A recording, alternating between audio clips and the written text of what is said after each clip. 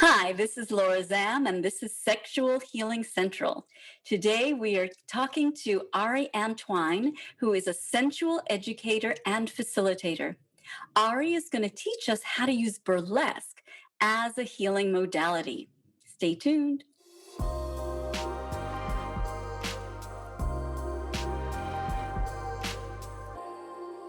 Hi, Ari. Welcome to Sexual Healing Central. I am thrilled to have you here. Hi, Laura. I'm glad to be here. Awesome. Ari, would you mind just introducing yourself first? Yeah, I'm Arielle Antwine. I'm a sensual educator, and what that is someone who uses sexuality and sensuality to help people heal. I'm also a sex coach, and I am a sexologist, so I have a background in human sexuality, and that's what I've been doing for a few years now. And I'm also a burlesque performer. What burlesque is going on right now is hard to say, but it still has a really big place in my heart. And I've been doing burlesque performance for about almost a decade now, which is crazy. Wow.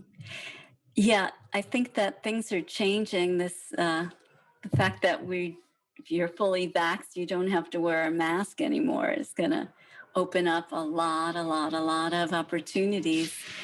Ari, will you tell us how you got into burlesque? I'm really fascinated by this. Yeah, definitely. I started doing burlesque when I was 20. I'm 29 now, so it's been all of my 20s, which is a great gift, I think. But I started doing burlesque, I think it was maybe my junior year at university, and I had fallen off of just into a depressive episode. I wasn't feeling myself. I wasn't doing any sort of movement or anything.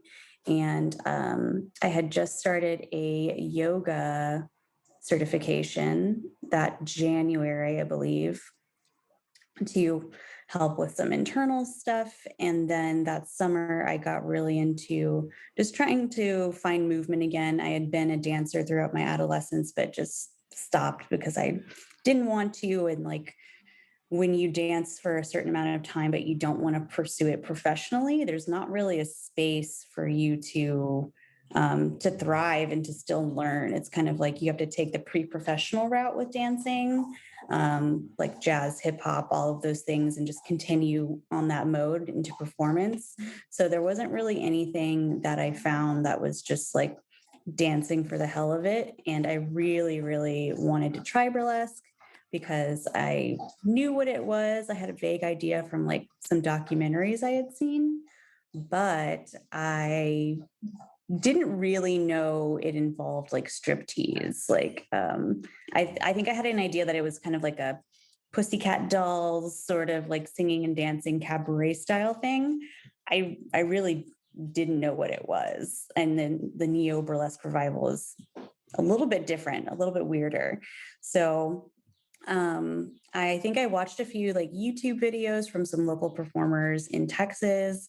And then I just got to Googling and I found a performer who taught local classes in burlesque. It was like Burlesque 101. So I went to 2 or 3 classes, not very many, because it was a drive and I was a student and I didn't have that much time, right? Or money. So just went to a few classes to kind of get in touch with that energy. And then the woman who was running it was actually an active performer in Dallas, Texas. And she came up to me and was like, I can tell you have dance experience. You're really good at this. And I was like, oh yeah, thanks. And then long story short, I actually ended up running into her at a local bar that summer, right when I turned 21. And she was like, I'm trying to start a burlesque troupe. It's going to be like Showgirl style. We're going to do a residency at a production company in Dallas. It's like this beautiful theater, historic theater that has since gone. And it's going to be, weekly, and we start weekly rehearsals. So if you'd like to be in it, I definitely want you to audition and, be on the team basically. And I was like, yeah, definitely. So it was me and three other girls. And yeah, we started out doing kind of like chorus line dance stuff, not really like doing any reveals or anything. And then we slowly got into doing what's called a reveal, where, you take your top off and you have pasties on, or you reveal like your lower half in a G string. Of course, like the reveal laws vary by state, but that's what Texas allows you to do.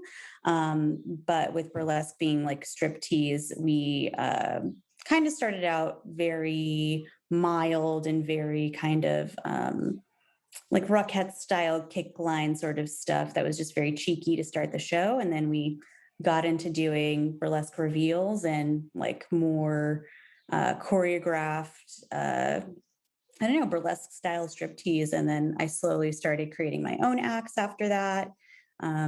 Created my first burlesque act, which is like very sultry and like vulnerable and very different from what I do today, which is interesting.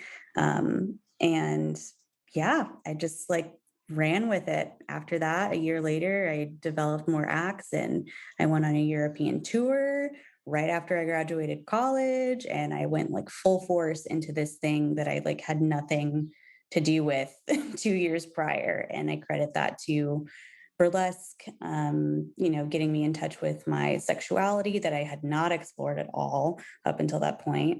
And kind of yoga, getting me in touch with my spirituality and having that balance there as I started doing burlesque, and I got my yoga teacher certification around the same time. I had both of those things to kind of invest in and help me invest in myself. So I love it. Yeah. Wow. I think a lot of people have this question, which is, can you talk to us about the empowerment element in burlesque? Because I think that some people see it as, well, isn't that playing into the male gaze, for instance?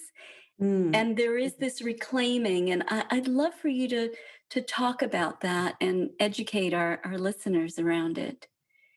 Yeah, I definitely would say there's the feminist empowerment in owning your body, and there's all of that kind of overarches or compensates for anything that I think would be considered male gazy, right?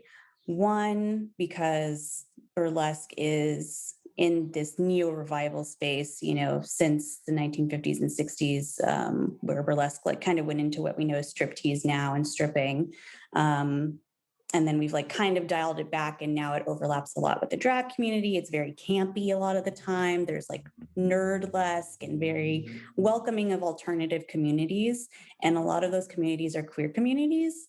So what people don't realize about burlesque is that it is extremely, extremely queer. So by default, it can't really be male gazy because it's a bunch of I'm speaking for myself and speaking in general, but this is my experience in a decade. So I think that speaks for itself. And like, it's just a very queer thing. It's very helpful for embodying your sexuality, however you decide to represent that. It's very inclusive of whatever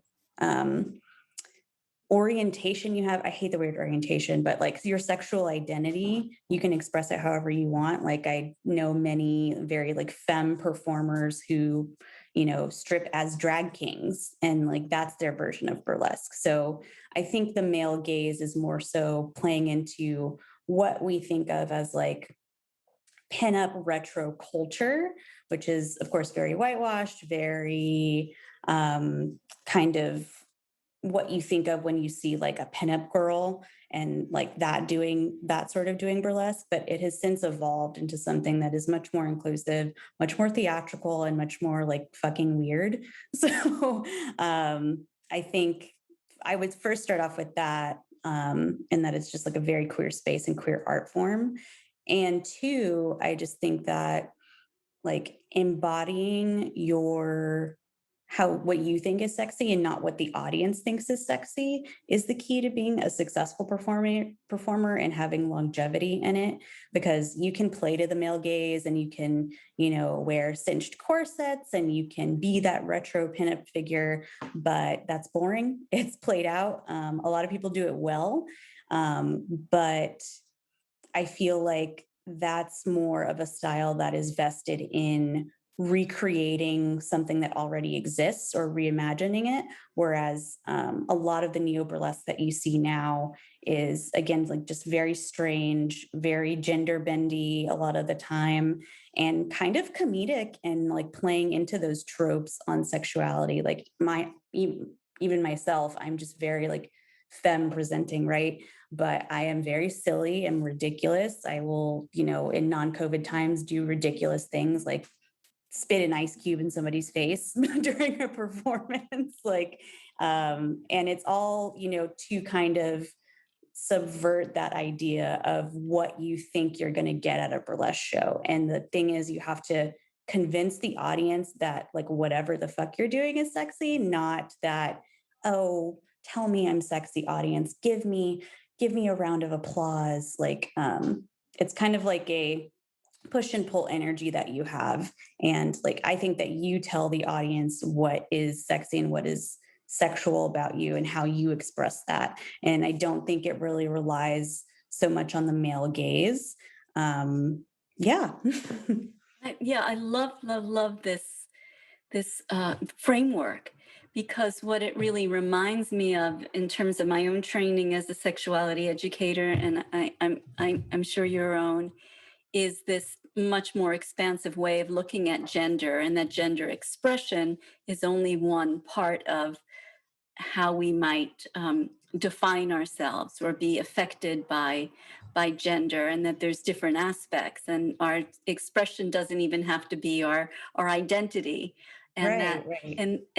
and that it seems like the way you're talking about it just really, to me, it was a light bulb about, oh, okay, this is about expression, and how people want to really work on that, maybe, or what they want to bring forth in themselves, what they want to explore, and that there's a freedom. So I really could see it from that perspective, and certainly from a queer perspective, where yeah, where I think a lot of queer people are really breaking those components down, as opposed to a heterosis um, population doesn't necessarily break it apart in that way, and then just kind of takes it for granted. Okay, well, this is the way it is, when in Yeah. fact it's much healthier to really just look at these different parts of it, and yeah, look at them separately.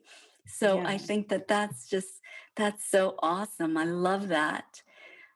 Yeah, then thank you for answering that question too, because I had that question going to burlesque performances myself, Yeah. and thinking about a particular kind of expression. Cool.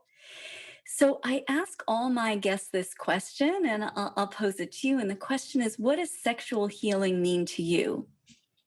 Ooh, that's a good question. I think sexual healing is essential. I think that it's something that we really have to reconcile with ourselves. And I think it is something that you have to really become attuned to, and